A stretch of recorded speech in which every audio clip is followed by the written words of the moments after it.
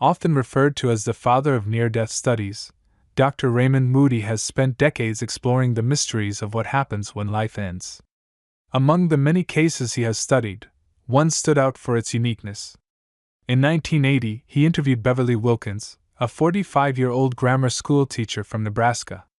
Beverly was no ordinary person. She had a stable life and was deeply respected in her small-town community. Married to a local banker and the mother of 2 grown children, she was admired as a dependable and kind figure. Yet, her near-death experience included an extraordinary encounter. She claimed to have met Elvis Presley.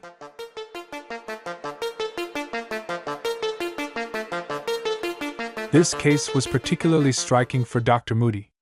He had already studied hundreds of NDEs by then and had identified recurring patterns, such as feelings of peace, out-of-body experiences, and encounters with deceased loved ones. However, Beverly's story was different. While her experience included many of the common elements, the presence of a cultural icon like Elvis Presley made it unique. At first, Moody was skeptical, but as he listened to her detailed account, he began to see its deeper significance. Beverly's story began in May 1979. She was teaching her class when, around 1 o'clock in the afternoon, she felt a sharp pain in her stomach. The pain was on the right side, and at first she thought it was indigestion. However, the discomfort grew worse and spread to her back. Despite the pain, she stayed calm, not wanting to alarm the children. Eventually, she excused herself and went to the principal's office, where she informed him that she wasn't feeling well. Concerned, the principal insisted she go to the hospital immediately. At the hospital, doctors discovered that Beverly's gallbladder was full of stones, and they recommended emergency surgery. She was quickly prepped for the procedure. However, during the operation, complications arose. Beverly's heart stopped, and she was clinically dead for several minutes. What happened during those moments profoundly changed her life. Beverly later described to Dr. Moody how she became aware of floating above her body. She could see the operating room clearly, observing the medical staff working on her. The nurses looked pale and worried, and she heard someone say she had died. Despite this, she felt completely at peace. In fact, she felt better than she ever had before. She described feeling light, free, and full of joy. There was no fear, only a profound sense of calm. Her thoughts briefly turned to her family. She wondered how her husband and children would cope without her. But the moment the thought arose, she felt a deep reassurance. It was as if an unshakable knowledge surrounded her, telling her that her family would be taken care of. She felt no need to worry. Suddenly, she found herself in a dark tunnel. She was moving quickly, headfirst, through the tunnel toward a brilliant white light. The light was warm and enveloping. It filled her with an overwhelming sense of love and peace. As she emerged into the light, she saw a breathtaking landscape. There were vibrant flowers, lush greenery, and colors more vivid than anything she had ever seen. Everything seemed alive and pulsating with energy. She also heard laughter, a sound that filled her with joy. In this radiant place, Beverly encountered a group of people. One figure stepped forward. It was her father, who had passed away 2 years earlier. He looked younger and radiated happiness. Her grandparents were also there, beaming with joy and welcoming her warmly. The reunion was deeply emotional. Beverly described how they communicated without words. Thoughts were instantly understood, and feelings were shared effortlessly. Her father told her it wasn't her time yet. He explained that she still had more to do in her life. Her loved ones assured her that she would return to her earthly existence. Though Beverly felt disappointed at the thought of leaving this beautiful place, she accepted the message. She found comfort in knowing she would reunite with her loved ones one day. The love and peace she felt were unlike anything she had ever experienced on Earth. Then, something unexpected happened. Beverly saw Elvis Presley. He walked toward her, smiling, and reached out to take her hand. "Hi, Beverly, remember me?" he said. The moment felt natural, not strange or out of place. Beverly told Dr. Moody that she had met Elvis years earlier at a concert near her hometown. During that brief interaction, they had exchanged a few words, and she had treated him like any other person. She believed he appreciated her kindness and lack of fanfare. Seeing him in this radiant place felt like a continuation of that moment.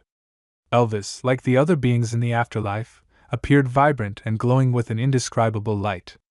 He looked much younger than he had at the time of his death. His presence was warm and peaceful. Beverly noted that in the afterlife, everything felt natural, even extraordinary encounters like this one. She described the experience as being filled with an energy that was both familiar and indescribable. As her time in this realm came to an end, Beverly felt herself being pulled back. The brilliant light began to fade. She described a sudden pop as she re-entered her body. When she woke up, she was overwhelmed by the stark contrast between the physical world and the radiant place she had just left. The experience changed her life completely. She no longer feared death. She felt a deep sense of peace, knowing what awaited on the other side. She also felt blessed to have reunited with her father, grandparents, and even Elvis Presley. Dr. Moody found Beverly's account fascinating. At first, he was skeptical about the presence of Elvis in her near-death experience. He had studied hundreds of cases by then, and had never encountered one involving a famous figure. However, as he reflected on her story, he began to see its significance. He reasoned that if Elvis Presley had been an emotionally meaningful figure in Beverly's life, it made sense for him to appear in her near-death experience. These experiences, Moody believed, were deeply personal. They often reflected the individual's emotional and spiritual connections. This case stood out among the many Dr. Moody had studied. Most NDEs involved encounters with deceased relatives, spiritual beings, or even religious figures. Beverly's experience added a new dimension to his understanding of the phenomenon. It highlighted how NDEs could be shaped by personal relationships and cultural influences. For Dr. Moody, Beverly's story was a powerful testament to the mystery and wonder of life beyond death. It underscored the deeply personal nature of NDEs and their ability to reveal profound truths about love, connection, and the continuity of life. The case remains one of the most unique in his pioneering research, highlighting the vast and varied ways in which the human spirit experiences the afterlife. Dr. Moody included Beverly's account in his 1987 book Elvis After Life, Unusual Psychic Experiences Surrounding the Death of a Superstar. The book explored not only Beverly's story but also other cases of unusual psychic experiences related to Elvis Presley's death. It delved into the cultural and emotional impact of Elvis and how his presence continued to influence people's lives, even after his passing. One notable case involves a middle-aged police officer who, after his son ran away, experienced a vivid dream in which Elvis provided specific information about his son's whereabouts.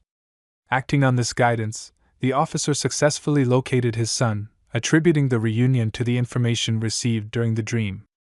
Another account features grieving parents who lost their 10-year-old daughter. They had a vision of Elvis welcoming their child into the afterlife. This vision brought them immense comfort during their grief. A third account involves a young woman giving birth alone after a divorce. She described feeling the comforting presence of Elvis in the delivery room, which gave her the strength to get through labor. Dr. Moody carefully documented these and other cases. He considered how grief, stress, and personal beliefs might shape such experiences. He also reflected on how Elvis's cultural impact influenced these encounters. For many, Elvis represented a source of comfort during difficult times. During his pioneering career, Dr. Moody has studied the different patterns found in near-death experiences. People often meet deceased loved ones who appear healthy and radiant. Some encounter angels or beings of light, radiating peace and love. Others describe meeting religious figures or spiritual guides, depending on their personal beliefs. These meetings often happen in beautiful, serene places filled with light and color. Communication in these realms is described as instant, with thoughts and feelings understood without words. Dr. Moody's research into near-death experiences revealed their deeply personal nature. Every account reflects the unique emotions, beliefs, and relationships of the individual. Despite the differences, these experiences often lead to similar changes. many people report losing their fear of death. They gain a deeper appreciation for life and a stronger connection to others. Beverly Wilkins's case is a prime example of these patterns. Dr. Moody found this story fascinating and unique. Elvis After Life examines these encounters without drawing firm conclusions. Dr. Moody presents the stories as they were told, allowing readers to form their own opinions.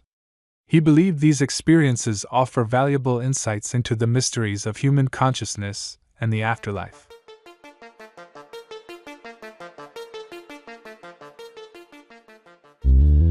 This has been the A.J. Parr Spiritual Journalist Podcast. Please like, share, and subscribe.